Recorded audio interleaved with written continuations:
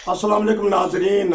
आज का प्रोग्राम बहुत अहम है। मेरे साथ है आज एक दो तीन चार और पांचवा मैं। पांच हम दोस्त हैं। हम प्रोग्राम करेंगे पाकिस्तान की जो मौजूदा सूरत हाल है उसके ऊपर। हमारे वजीर दिफा हैं, उन्होंने कौमी असम्बली में एक बयान दिया है, हम उस बयान पे बात करेंगे। उन्होंने कहा है कि हम इतने फजूल खर्च है बन गए हैं बासियत कौम कि एक शादी पे अरबों रुपए सलामी दे देते हैं। ये सलामी की बिद्दत जो सी है इसके ऊपर हम बात करेंगे कि हमारी फजूल खर्चियाँ क्या हैं। हमारे मेरे साथ हैं नुमान चौधरी साहब जो हाफिज कुरान भी हैं। सबसे पहले मैं उनके पास चलूँगा और 2-3 मिनट में वो बताएंगे कि ये बिद्दत या ये फजूल खर्ची ये हमारे मुआशरे को घुन की तरह खा रही है। एक तरफ बहुत गुर्बत है और एक तरफ बहुत लाखों अरबों करोड़ों रुपए की सलामियाँ दी जा रही हैं। जी अस्सलाम वालेकुम। वालेकुम सलाम। हाँ जी सर, चौधरी साहब आप बताएंगे, आप क्योंकि उस्ताद भी हैं और एक मीडिया चैनल चला रहे हैं, आपकी आवाज़ सुनी जाती है और आप हाफिज कुरान भी हैं। बताइएगा इस बारे में। हमारे जो वजीर दफा हैं उन्होंने ये बयान कौमी असम्बली में दिया है। बिस्मिल्लाहिर्रहमानिर्रहीम। बहुत शुक्रिया। वज़ीर दिफ़ात ख्वाजा आसिफ साहब ने जो बयान दिया है ना, अगर उसको हम मुखालफाना चीज़ छोड़ दें और ये अपने जहन से निकाल दें कि किस बंदे ने क्या बात की है, तो मैं उनसे लाख इख्तलाफ होने के बावजूद कहूँगा कि उस बंदे ने जो भी कहा बिल्कुल सही कहा। हम पाकिस्तानी बाहैसियत पाकिस्तानी एक मुनाफिकाना मुआशरे में जी रहे हैं। मैं उसकी थोड़ी सी वजाहत जरूर करूँगा कि आप किसी पाकिस्तानी बंदे के पास खड़े हो जाएं, वो हालात का रोना रो रहा होगा, एक बंदा भी आपको ऐसा नजर नहीं आएगा कि जो खुश हो अपने हालात से, जो अपनी जिंदगी से मुतमईन हो। आप उसे कहेंगे, कोई छोटा सा काम कह देंगे, कोई छोटी सी कोई नेकी के लिए, कोई अच्छाई के लिए कह देंगे, तो उसके पास उसकी जेब से 2 रुपए भी नहीं निकलेंगे। और वही बंदा जो गुर्बत का मारा हुआ है, जो गरीब कहलाता है, मैं अमीर की तो बात ही नहीं कर रहा, मैं उस बंदे की बात करूंगा जो गरीब कहलाता है, गरीब के नाम पर दुनिया को ब्लैकमेल करता है, गुर्बत का इश्तिहार बन के पाकिस्तान को बदनाम करता है और वो कहता है कि मैं बहुत माड़ा और गरीब बंदा हूँ। कभी आप उसकी शादी ब्याह के फंक्शन को अटेंड करके देखें तो आप शर्म से मरने वाले हो जाएंगे। आपको अपना आप गुर्बत ज़दा लगेगा। उसके फंक्शन, उसकी जो बेहयाई और जिस तरह के वो सलामियां, जिस तरह के वो पैसे लगाते हैं, जिस तरह की वो शोखियां मारते हैं, जो जो रसूमात उसके अंदर वो दाखिल करते हैं, यकीन करें वो तो अमीर बंदा भी नहीं सोच सकता। और कर्जा पकड़ के इधर से उधर से पैसे पकड़ के वो कर रहा होता है, बाद में सारी जिंदगी उस जलालत के अंदर तो निकल नहीं पाता। तो मजमूई तौर पर ये तो आपने ख्वाजा साहब ने जो बात की है ना कि एक अरब वाली शादी, वो भी एक बेहयाई और बगैरती का सिंबल था कि दौलतमंदों ने अपनी दौलत की नुमाइश इस तरह से की कि लोगों के ऊपर सलामियां तो दी जा रही हैं, मोबाइल फेंके जा रहे हैं, 5-5 हजार के नोट फेंके जा रहे हैं, डॉलर फेंके जा रहे हैं, पाउंड फेंके जा रहे हैं। वो तो एक ऐसा स्टेटस को की अलामत थी कि अपने आप को दिखाना चाह रहे थे कि हमारे पास बाहर से कमाया हुआ बहुत ज्यादा रुपया है। असल में वो भी रियाकारी थी। और हम मुआशरती तौर पर इस्लामी कहलाते जरूर हैं। पाकिस्तान में अगर आप इस्लामी का लफ्ज खत्म कर दे तो पाकिस्तान में इस्लाम नाम की शय हमारी जिंदगी में कोई नहीं है। हम मुसलमान कहला जरूर रहे हैं, लेकिन हम अपनी जिंदगी में इस्लाम पर अमल 1% भी नहीं कर रहे। तो रियाकारी, हम ऊपर दिखावा कर रहे हैं, जो कुछ हमारा अंदर है, खोखले होके हम खोखले मुकम्मल हो चुके हैं, लेकिन इसके बावजूद दुनिया को बावर ये करवा रहे होते हैं कि जैसे पूरी दुनिया में सब कुछ हमारे पास है। उसको एग्जाम्पल छोटी सी मिले, हमारे वजीर, मशीर, MP, MNA रोजाना बकवास कर रहे हैं, गलत बातें कर रहे हैं कि पाकिस्तान दिवालिया हो गया, पाकिस्तान की मैशत तबाह हो गई, पाकिस्तान के पल्ले कुछ नहीं बचा। लेकिन उनके अल्ले तल्ले, उनके फजूल खर्चियां, उनकी शाह खर्चियां, उनके प्रोटोकॉल, एक चीज भी ऐसी नहीं है जिसमें थोड़ा सा भी फर्क आया हो। यानी हम मजमूई तौर पर मुनाफिकाना और रियाकारी से भरे हुए मुआशरे में जी रहे हैं। मैं चलता हूँ स्वीडन। आज अतवार है, संडे है। मैंने उनसे जब रब्ता किया, वो अपने दफ्तर में बैठे हैं, मेहनत मजदूरी कर रहे हैं, अपने काम के सर अंजाम दे रहे हैं। मैं उनसे पता करूंगा कि अभी स्वीडन में भी ऐसी शादियां होती हैं जहां लाखों करोड़ों अरबों रुपए खर्च होते हैं।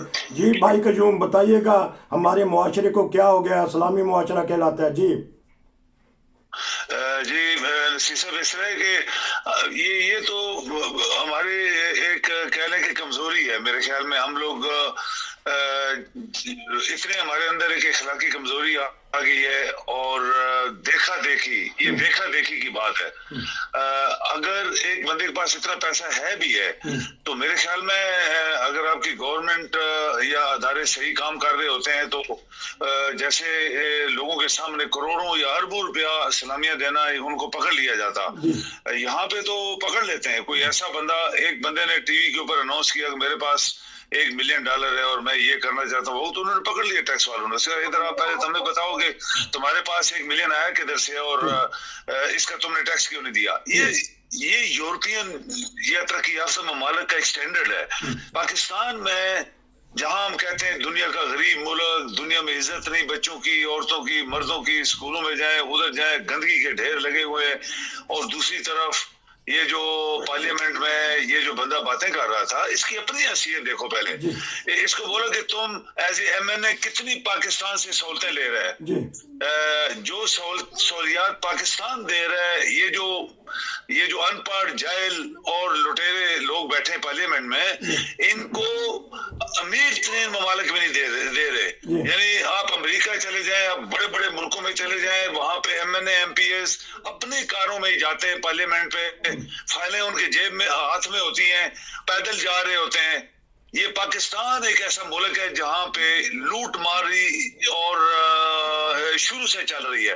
एक MNA को आप क्या क्या देते हैं, पहले पाकिस्तान अपने बारे में सोचे कि हम क्या कर रहे हैं। तो ये उनका एक अफसर था। फर्ज करो अगर आपके इदारे वहां पे होते जो पैसे दे रहे थे, उनको पकड़ लेते कि इतना पैसा तुम्हारे पास है, ये पैसा इन्होंने दिया कैसे, कहां से आया था, और तुम क्या इसका टैक्स दे रहे हो पाकिस्तान को कि नहीं, कोई भी नहीं, सब चोर है।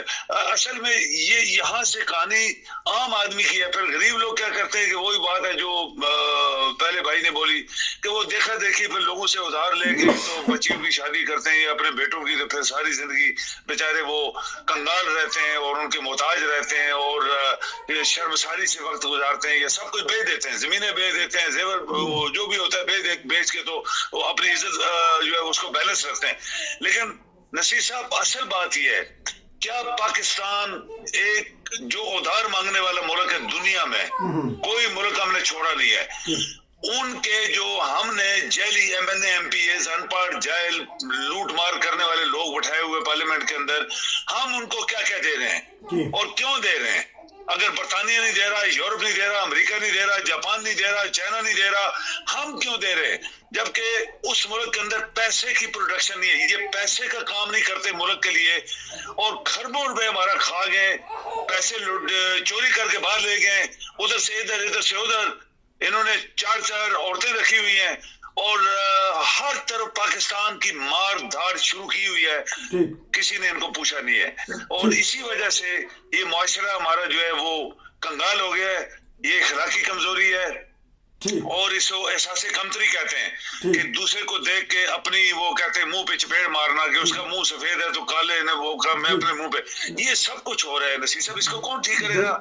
मैं आप बातों से दुनिया में कोई काम नहीं होता। ये स्ट्रांग कानून दुनिया ने बनाए हुए हैं और वो कानून जो नाफज करने वाले अदारे होते हैं वो इस तरह पकड़ते हैं जिस तरह बिजली आती है आसमान से, उनको पकड़ लेते हैं। तो इसके बाद बीमारियां जो है खत्म होना शुरू हो जाती हैं। तो आप ये प्रोग्राम आप देखें, जिस बंदे ने बोला उसकी अपनी हैसियत देखो, वो कितना खा रहा है माल पाकिस्तान का, और जिन्होंने दिया वो सारे गवर्नमेंट के अफसर होंगे, वो भी पाकिस्तान का माल खा रहे होंगे। गाड़ियां पाकिस्तान की, बाहर उनके पहरेदार पुलिस खड़ी है, घर मुफ्त मिले हुए हैं, टेलीफोन, बिजली, खाना पीना सब फ्री है, और तनख्वाह भी ले रहे हैं और पैसे का काम नहीं कर रहे हैं पाकिस्तान के। आपके पास आऊंगा दूसरे राउंड में, उसमें भी आप अच्छी तरह बताएगा।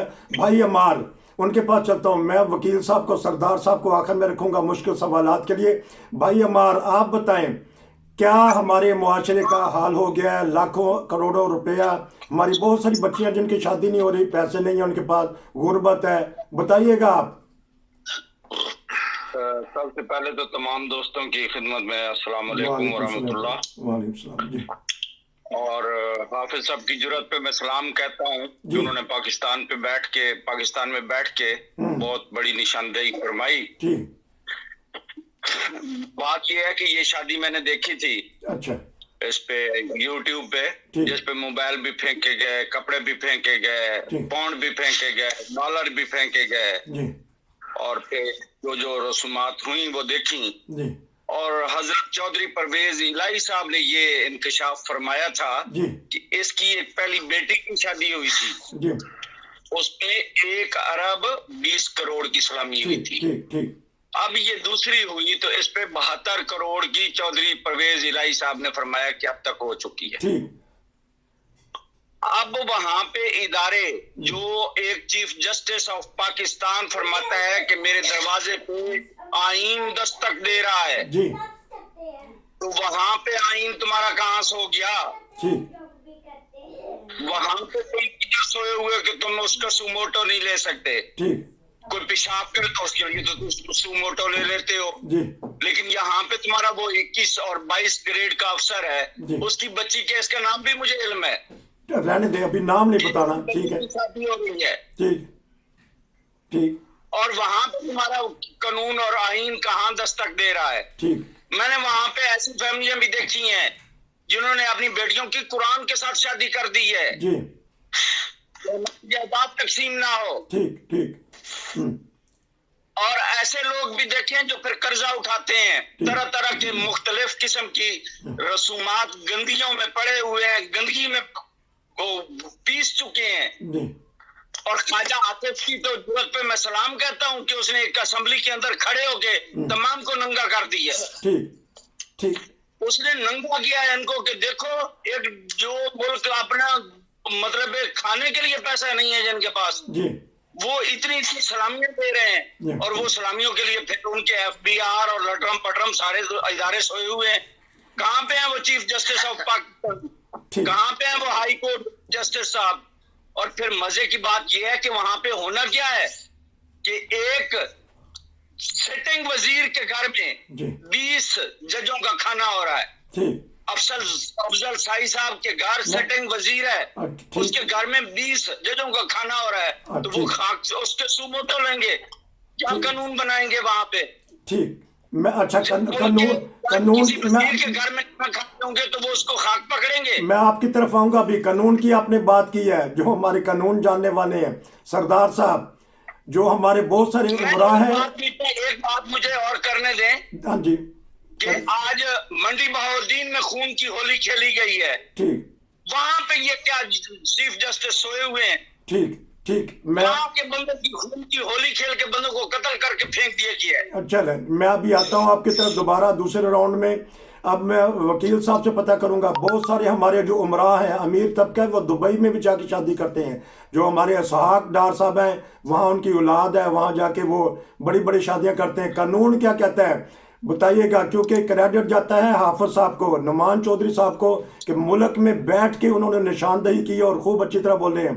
बताइएगा, आप वकील रहे हैं हाई कोर्ट के। जी जी अस्सलाम रहमतुल्लाह। जी मैं सबसे पहले मैं वाकई सच बात है कि हाफिज साहब ने एक बड़ा कमाल की बात की है, मैं अप्रिशिएट करता हूँ। जी याद रखें कि हमारे मुल्क के अंदर सबसे मजलूम तबका जिसको हम गाली देते हैं वो सियासतदान ही होते हैं, क्योंकि हमें सबसे आसान टारगेट होते हैं। हम इनके खिलाफ बड़े आसानी से बात भी करते हैं, इनको लिटरल भी करते हैं, ये जनाजे शादी में मिलते भी हैं और इनको करते भी हैं। आज ख्वाजा आसिफ की तरफ 1,60,000। जी जी और असल जो बात हो रही थी जहाँ से आपने शुरू किया था वो था मुल्क के अंदर ब्यूरोक्रेसी के अंदर पाकिस्तान के जो डीसी जो हैं वो और 105 कनाल के महलों में रहते हैं। अच्छा। और सर्दियों में उनके घर गैस लगती है, गैस के भी पैसे भी चार्ज करते हैं, कोयले के भी चार्ज करते हैं, लकड़ी के भी चार्ज करते हैं, और बिजली भी चलती है। और जो डेवलपमेंट फंड आता है 2% वहां से गुजरा जाता है। बात ब्यूरोक्रेसी की, चूंकि सदाबहार ये लोग हैं और ये जब आते हैं तो इनको जवाल नहीं है, इनको उससे लूटना और खाना आता है। तो जो 72 करोड़ दिए उन्होंने 72 करोड़ आसानी से नहीं दिए, 72 करोड़ इसलिए दिए कि उनके यहाँ इनके मामला फंसते हैं। सियासतदान और दूसरा मुझे बताया जर्नलों के खिलाफ कोई बोलना बात नहीं करता है। एक जर्नल जो 3rd डिवीजन FA आता है और वो फौज में आता है, उसके बाद वो खरबों अरबों की यहाँ बहुत सारे हैं जिनकी आप लाखों एकड़ में जमीन रहने चली गई है, उनकी आप बात नहीं कर सियासतदानों का। जहां तक ओवरऑल माशरे की बात है, ये बिल्कुल मैं हाफिज साहब से उनकी बात की तायद करता हूँ कि हमारे माशरे का अलमिया ये है कि वहां पे जो आपको कह रहा होता है ना, मुझे 2 वक्त की रोटी नहीं मिली है, अगर उसके हाथ में आप टेलीफोन देखें तो 50 साल का टेलीफोन होता है। मैं बहुत दफा शरारतन क्या करता हूँ, कभी बहुत सारे दोस्त तजर्बा करें कि वो कोई मांगने वाला आ जाए कह के 3 दिन से भूखा हूँ, आप उसको कह दें कि भाई 5,000 का खुला दे दे तो वो तैयार हो जाएगा। भाई 3,000 का भूखा, तुम्हारे 5,000 का खुला तुम्हारे पास कैसे आ गया? लेकिन मसला ये नहीं है, मसला ये है कि वो पाकिस्तान की जो सफेद पोस्ट तबका है कि जो बेवा है, जो चौकीदार हैं, जो हक हलाल के कमाने वाले हैं, और ये बदकिस्मती उस मुल्क की कि वो हक हलाल के कमाने वाला 2 वक्त की रोटी के लिए तरस रहा है, और जो मांग के खाता है या छीन के खाता है या 2 नंबर तरीके से खाता है, वो खरपति है। अब मैंने पाकिस्तान में देखा है कि जो जिनको चंगड़ कहते हैं, मैं तो नहीं कह सकता लफ्ज, लेकिन उनकी बारातें लेमोजीन पे गई हैं। अच्छा। और उसके बाद उन्होंने भी जो है वो नोट फेंके हैं। ये अलग बात है, बिल्कुल हाफिज साहब ये भी बात ठीक कहते हैं, हमारे यहाँ शोबाजी है, लेकिन इस शोबाजी में वो बच्चियां जिनकी निशानदेही की उनकी शादियां नहीं हो सक रही हैं, वो गरीब लोग जो 2 वक्त की रोटी को तरस रहे हैं, वो चौकीदार जो 12 घंटे ड्यूटी करता है, 8,000 की तनख्वाह मिलती है। असल मसला वो है, और वो टूट रहे हैं और वो बिखर रहे हैं।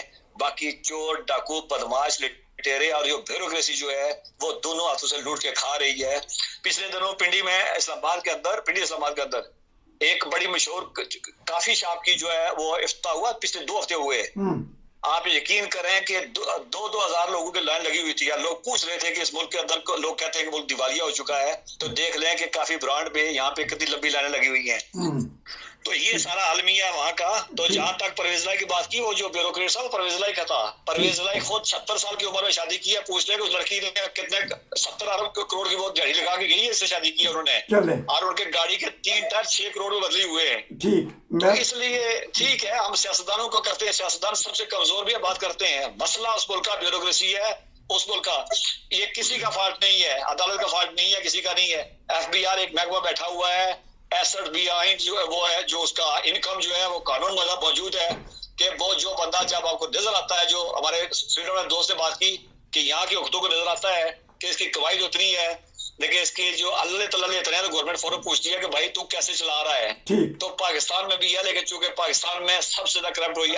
एक पटवारी की अगर निकाल के देख लें आप, असासे निकाल के देगा, अरबपति नजर आएगा आपको, ठीक है कि नहीं? तो वहां पूछने वाला इसलिए नहीं कि वो सब ने कानून को खेल बनाया हुआ है, कानून को उन्होंने जकड़ा हुआ है अमीरों ने।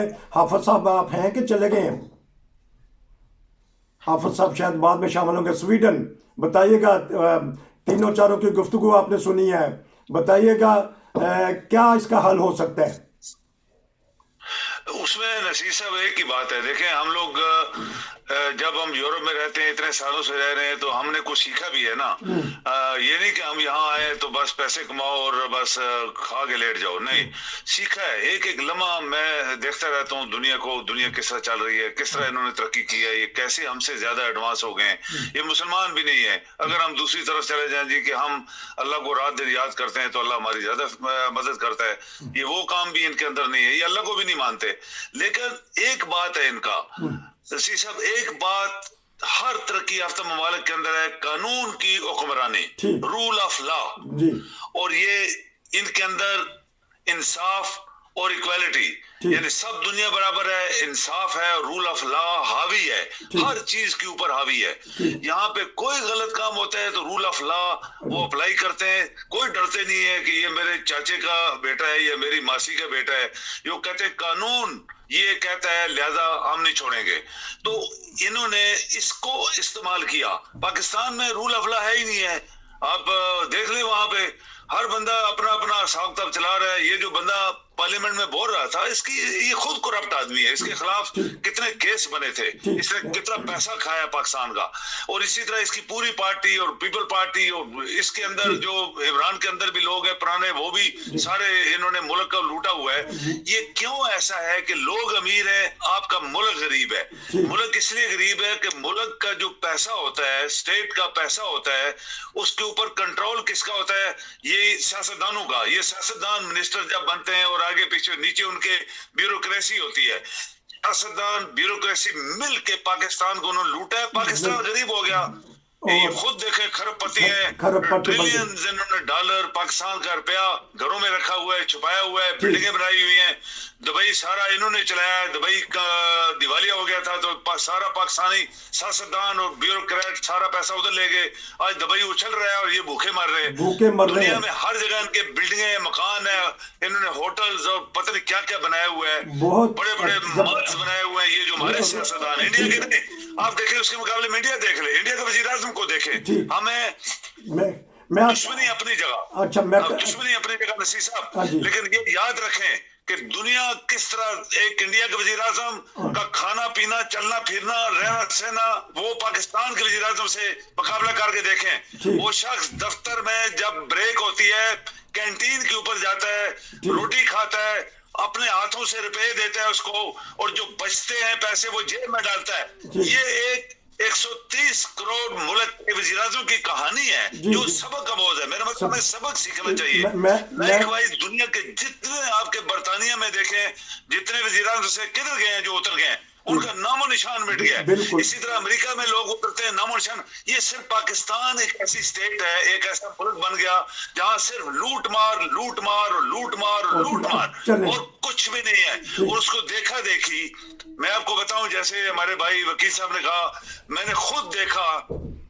ये एक मेरा भाई है, उसके मोहल्ले में एक क्लर्क रहता था, पासपोर्ट बनाता था वो, और उसकी 4 मंजिला बिल्डिंग थी। यानी पासपोर्ट बनाने वाला एक क्लर्क, LDC, उसकी 4 मंजिला बिल्डिंग थी। किसने उसको पकड़ा था? भाई तुम तो क्लर्क हो, तुम्हारी तनख्वाही इतनी, तुम तो रोटी भी नहीं खा सकते बच्चों के लिए, तुम्हारी 4 मंजिला बिल्डिंग कैसे बन गई? पटवारी तो खरबपति क्या है, वो तो ट्रिलियनियर लोग होते हैं। और ये पाकिस्तान की बदबख्ती है। पाकिस्तान के अंदर ये चीज रूल ऑफ लॉ आज तक लागू नहीं हो सका। रूल ऑफ लॉ को पावर नहीं दी गई। मैं आपके पास आऊंगा, वो लोगों को खींच नहीं पाया। आपसे मैं एक और प्रोग्राम करूंगा। आपका शुक्रिया, आप रहे तो अब मेरे साथ और मेहमान है, मैं 2-2 मिनट उनसे लूंगा क्योंकि 25 मिनट का प्रोग्राम हो जाएगा। भाई अमार 2 मिनट प्लीज, क्योंकि हमने प्रोग्राम खत्म करना है। 2 मिनट है। बात रूल ऑफ लॉ की हो रही है तो कनाडा के वजीर आजम को ऐनक एक मिली थी गिफ्ट में, ठीक, उसने वो जिक्र ना किया, वो 1 महीना गुजर गया, उसको जुर्माना हो गया, $100 जो है उसको जुर्माना हुआ। उसने तोशाखाना में जमा नहीं करवाई। उनके एक वहां के अभी उन्होंने मेयर ने इस्तीफा दिया है पिछले दिनों में, और उसने इस्तीफा किस चीज पे दिया कि उसके कोरोना के दिनों में तलाकातों के खातून के साथ काम कर लिए और जो साबित हुए तो उसने रिजाइन कर दिया। उसने माफी भी मांगी और रिजाइन भी कर दी है। ये रूल ऑफ लॉ जबरदस्त। तोशाखाना को लूट गए, ठीक, और किसी ने आज दिन तक माफी मांगी, ना किसी ने बताया, ना किसी ने पूछा। ठीक, और अगर एक साथी लगा बैठ जाता है लाहौर में तो 700 पुलिस वाले, KPK वाले भी और पंजाब वाले भी पहरा देते हैं कि इसको गिरफ्तारी न देनी पड़े। रूल ऑफ लॉ पे बात करेंगे। भाई अमार आपका शुक्रिया, क्योंकि वक्त ज्यादा हो गया। मैं हाफिज साहब पता करूंगा, हाफिज साहब हैं कि नहीं है? हाफिज साहब नहीं है, हाफिज साहब नहीं है अभी। अच्छा, क्योंकि फिर दोस्तों ने यही कहा बार बार कि छोटा प्रोग्राम किया करें, क्योंकि 25 मिनट का हो जाएगा। 2 मिनट मैं ले लेता हूँ, इंशाल्लाह कल आपसे प्रोग्राम और लेंगे।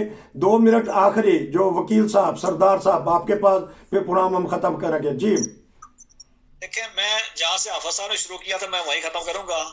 उस मुल्क का मसला जो है सबसे बड़ा वो है मुनाफिकत।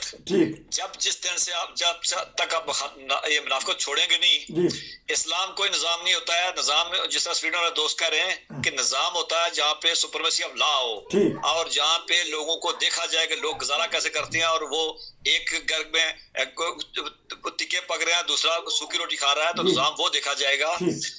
वरना अगर नारे मारने हो तो ये एक मैं बात करना नहीं चाह रहा था, चूंकि ख्वाजा आसिफ की बात की उन्होंने, तो एक हमारे जो मजहब के नाम पे आए थे वो तस्वीर भी उठा के ले गए थे तोशाखाना से, और जानमाज भी उठा लगे।